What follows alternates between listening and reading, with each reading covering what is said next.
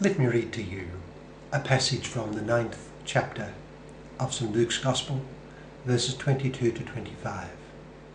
It's the Gospel for Thursday after Ash Wednesday, the day after Ash Wednesday. Luke writes, Jesus said, "The Son of Man must suffer many things, and be rejected by the elders, chief priests and teachers of the law, and he must be put to death, and on the third day be raised to life." Then he said to them all, "If anyone would come after me, he must deny himself and take up his cross daily and follow me. For whoever wants to save his life will lose it, but whoever loses his life for me will save it. What good is it for a man to gain the whole world and yet lose or forfeit his very self?" That's from Luke chapter 9, verse 22 to 25. It refers to suffering. You know, an intriguing feature of the public life of Jesus Christ was that it was so short. Alexander the Great at least had some 12 years to pursue his adventures with such class and daring. Consider Julius Caesar. For all his adult life, beginning with his acquisition of the high priesthood of Jupiter in his late teens, subsequently lost, Caesar pursued his course till his assassination in his mid-50s.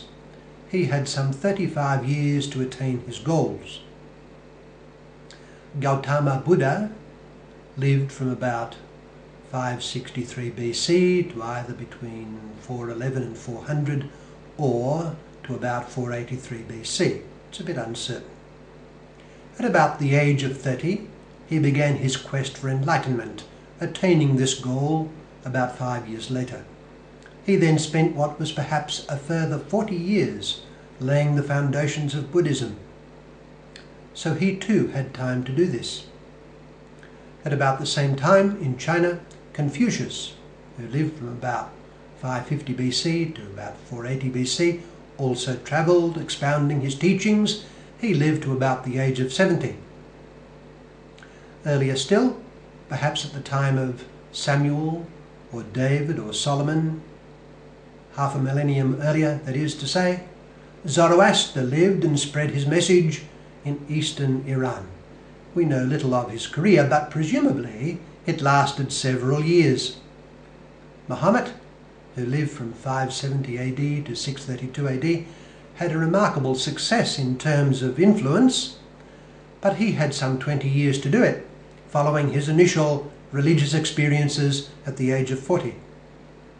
Now Jesus Christ, beginning his public ministry career at about the age of 30, as we read in Luke chapter 3 verse 23, had a mere 2 or 3 years before his ignominious execution. It was an appalling disappointment for his fervent disciples, who saw in him the awaited Messiah, the glory of his people and the light for the Gentiles. Many hailed him as he entered the holy city, but then within a week he was gone, done to death by the Roman authorities under severe pressure from the temple aristocracy outside the city between two criminals. By any usual standards, the promising career of Jesus of Nazareth had been absolutely cut short. There just had not been the time to get anything of substance done.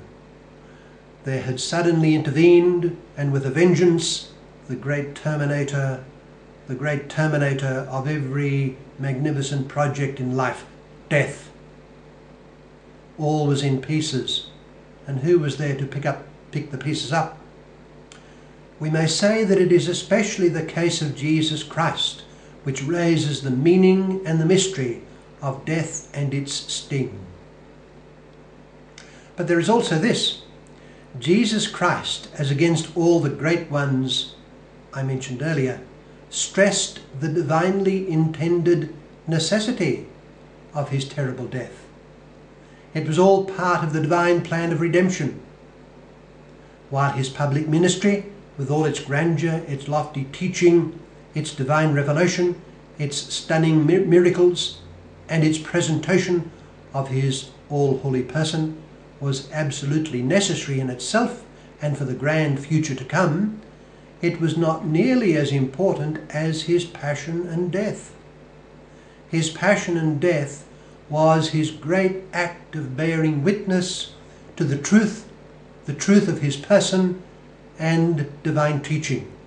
It was the supreme work of revelation and of redemption. The sufferings and death imposed on him by those who rejected this witness was freely embraced by him as the necessary path to man's redemption in the divine plan. This was, of course, in no way understood by his disciples at the time, but they eventually did see that this is what he was teaching them. On one occasion, after having carefully told his disciples that he had to suffer, die, and then to rise again, Simon Peter took him to task for the whole idea. What Jesus was saying was out of the question. This intervention drew a thundering rebuke from his master. The way he was thinking was according to man, not according to God. This was one of the many mysteries revealed by Jesus Christ that surpassed human understanding. The work he had come to do, which was to take away the sin of the world and bring to it the gift of divine life, was to be done preeminently by means of his death and resurrection. The major work of his life was precisely to suffer and to die. Consider the very structure of the Gospels and the great length of text given over to the account of Christ's passion and death. This alone shows how major in significance is the sudden end of Jesus Christ in the divine scheme. It cut short his course, as was intended by his enemies, but by divine intention, this was the way to glory. Such a course flew in the face of normal human thinking and was absent in the thinking of the great historical figures mentioned earlier. It revealed the mind of God in Jesus Christ, and it is this mind that we must make our own. What this means is that human suffering and death can be, to the surprise of the mind of man, not a mere and negative tragedy, but the means of immense good. Christ has made it so, and the one who is in union with Jesus Christ is enabled to do great good for the world precisely by his sufferings and his death. This is one of the utterly new perspectives brought to human life by the incomparable figure of Jesus Christ.